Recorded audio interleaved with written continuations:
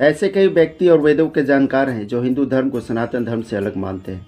सनातन का अर्थ है शाश्वत या हमेशा बना रहने वाला, या यूं कहें कि जिसका न आदि है और न ही अंत। अन्य शब्दों में कहे तो वह प्रत्येक व्यक्ति जो सिंधु से समुद्र तक फैली मातृभूमि को साधिकार अपनी पितृभूमि एवं पुण्य भूमि मानता है, वह हिंदू है। अभी भारत में कई मंच से सनातनी और हिंदू राष्ट्र की आवाज़ उठ रही है। इस आवाज़ को अलग अलग लोग अलग अलग मायने से देख रहे हैं।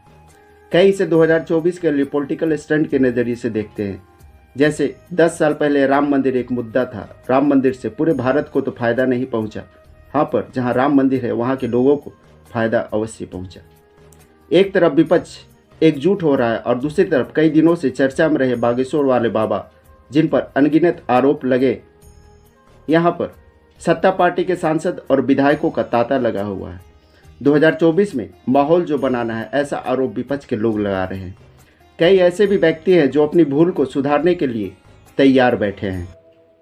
सनातन की परिभाषा कई यह कहकर देते हैं कि जो पुरातन है वही सनातन है। यह पुराना है इसलिए यह सनातन है। यह 100% सत्य है, लेकिन इसका एक दूसरा पहलू भी है। आज जो पुराना है वह एक दिन नया होगा, यानी एक दिन उसकी भी उत्पत्ति हुई होगी, शुरुआत हुई होगी। एक ऐसे भी धारणा है कि जो पुराना है वह समय आने पर समाप्त हो जाता है। तो क्या सनातन धर्म भी समाप्त हो जाएगा?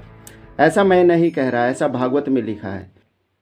श्रीमद् भागवत गीता के 24वें श्लोक में श्री कृष्ण कहते हैं, अच्छेदयो अयम दाह्यो अयम मक्लेदयो अशुद्ध एवच नित्य सर्वगत स्थाणुरचलोयम सनातन। जिसका अर्थ है, हे अर्जुन, जो भेदा नहीं जाता, जलाया नहीं जाता, जो न भीगता है और न सूखता है, जो स्थान नहीं बदलता, आखिर वह कौन है? ऐसे रहस्यमय और सात्विक गुण जो केवल परमात्मा में ही होते हैं, जो सत्ता इन देवीय गुणों से परिपूर्ण हो, वही सनातन कहलाने के योग्य है। अर्थात ईश्वर ही सनातन है। ईश्वर जो न तो कभी नया और न ही पुराना होगा, इसका न तो शुरुआत है न ही इसका अंत है, इसलिए ईश्वर को सनातन कहा गया है। और अभी जो लोग सनातनी चिल्लाते फिर रहे हैं, अपनी अस्तित्व का डेफिनेशन देकर कहते हैं कि हम सनातनी हैं, सनातन धर्म के अनुयायी हैं, उन्हें यह समझना पड़ेगा कि वे सनातनी तब बनेंगे जब ऐसी दैवीय गुण उनके अंदर आ जाएगा। भगवान विष्णु सनातन है, कल की अवतार सनातन है। कबीर दास जी कहते हैं, अब मन उल्टी सनातन मुआ, तब हम जानो जीवन मुआ।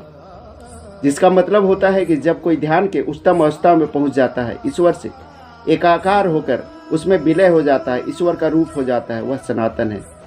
यह हिंदू शब्द का प्रयोग नहीं किया गया है।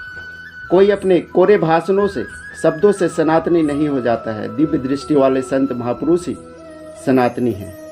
सबसे बड़ा मार्ग सत्य है। सत्य के मार्ग पर आ जाने में ही सबकी भलाई है।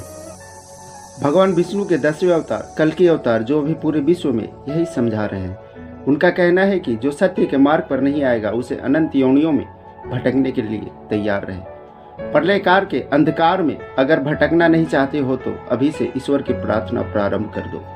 कलयुग के अंत समय में कई प्रलय देखने को मिलने वाले हैं, इसलिए सदा सत्य के मार्ग पर चलें। धन्यवाद।